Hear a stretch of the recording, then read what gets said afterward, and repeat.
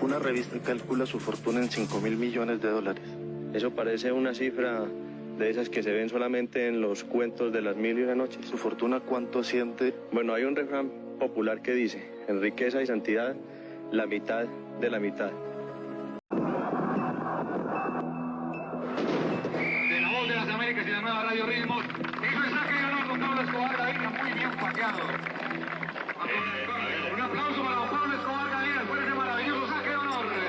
Alonso.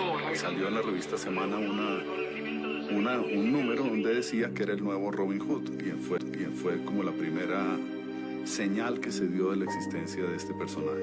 ¿Usted se cree el Robin Hood antioqueño? Es un calificativo que resulta bastante interesante porque saben perfectamente que luchó y que salió en la defensa de las clases populares. Un gran debate nacional contra lo que se llama dineros de origen poco claro, dineros calientes. Su nombre ha estado vinculado a ese debate. Yo no lo llamaría dineros calientes, yo lo llamaría dineros amnistiados. Recuerdo que una noche llegó a mi casa y me dijo que había estado en el basurero de Moravia. Y me dijo, yo voy a hacer un barrio para esa gente, yo voy a sacar a esa gente de ese barrio. Tengo muy buenos amigos en la iglesia, obispos, sacerdotes, médicos, abogados, en los barrios populares, pero mis mejores amigos están en la comunidad de Los Tugurios, en el basurero municipal. Hemos empezado la construcción de un barrio para las soluciones de tugurios en la ciudad de Medellín. Toda la gente del basurero se la trajo para acá y les dio su casita. ¿Quién hace eso? Yo le pregunto a ustedes como periodistas que son, ¿quién hace eso? Nadie, él, único, él. In some way, you know, for people that were desperate in life, I guess, he gave them some hope.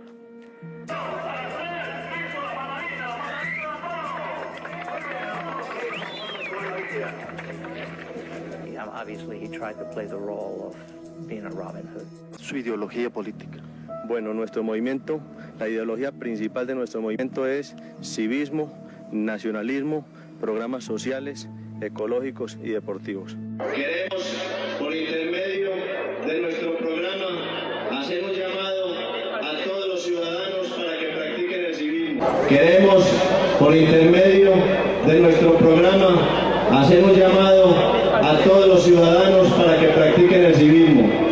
Queremos llegar al corazón de las amas de casa para pedirles que no compren los productos extranjeros, que apoyen nuestra industria nacional que genera empleo y progreso para los colombianos. Ha cambiado, todo sigue igual, la lucha del pueblo, la guerra del poderoso contra el débil, la persecución irresponsable e inhumana contra los venteros ambulantes. Irresponsable porque tenemos 142.000 desempleados en el Valle de la Burrá. Inhumana porque se está jugando con el pan de miles de familias antioqueñas.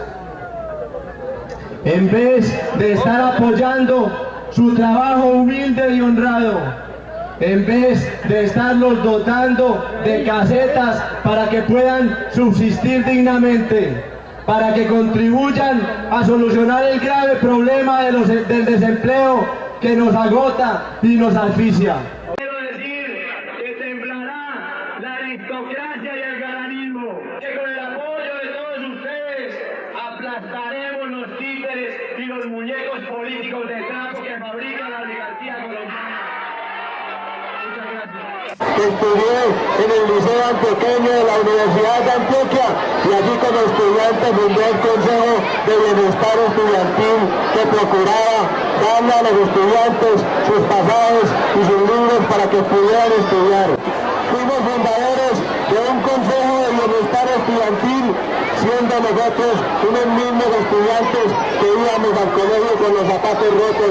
Un dirigente político muy importante le alcanzó a decir estas palabras: Pablo, usted con el poder que tiene y con la plata que tiene y con la capacidad que tiene, usted puede ser presidente de este país. Pablo quería ser presidente. Siento orgulloso de pertenecer a la comunidad del municipio de Envigado, porque en esos lugares he conseguido lo más lindo y lo más preciado que tengo en mi vida: mi esposa, mis amigos, mis compañeros de oficina y de trabajo, porque es gente que pertenece al municipio de Envigado. Realmente las plazas llenas, yo no entendía nada, o sea, yo decía que qué sucedió esto, cómo será políticamente, pero eso era impresionante, ese hombre movía masas.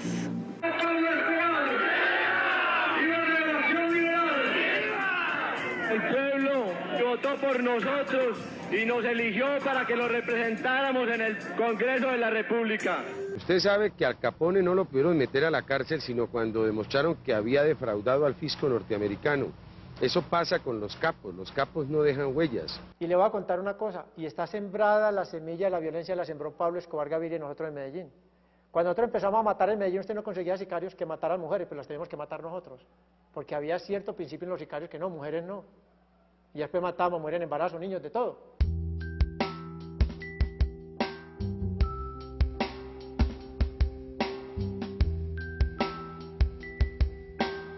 Sus hojas de vida parecen más limpias muchas veces que las de cualquier otro ciudadano. Yo estoy en contra de todas esas organizaciones que atenten contra la seguridad y la paz de la nación, ya sean ellas de izquierda o de derecha.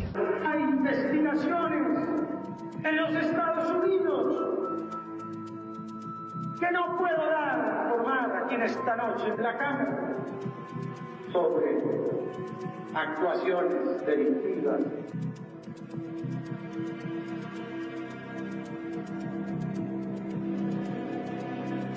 Del suplente, doctor. A nombre del doctor Rodrigo Lara, y que yo voy a hablar de todo el proceso como se consignó este cheque y hasta dónde llegó. El señor ministro de Justicia se encontraba acorralado frente a las pruebas que presentó mi compañero de Cámara, Jairo Ortega Ramírez. El señor ministro de Justicia me acusó a mí en forma injusta. Le mintió al país cuando dijo que Pablo Escobar tenía antecedentes penales en el gobierno de los Estados Unidos. En estos instantes les voy a exhibir el pasaporte oficial que les puede mostrar a ustedes cómo el gobierno de los Estados Unidos me otorgó la visa para visitar ese país. Además, soy un visitante asiduo de esa nación. Yo no busco, y mi anhelo no es que haya un enfrentamiento entre el pueblo colombiano.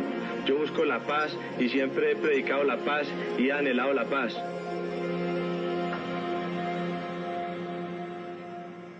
Espero que no se vaya a usar el poder jurídico, ya que él es el máximo jefe del aparato jurídico del país, en contra de esta denuncia que se ha presentado aquí en este momento.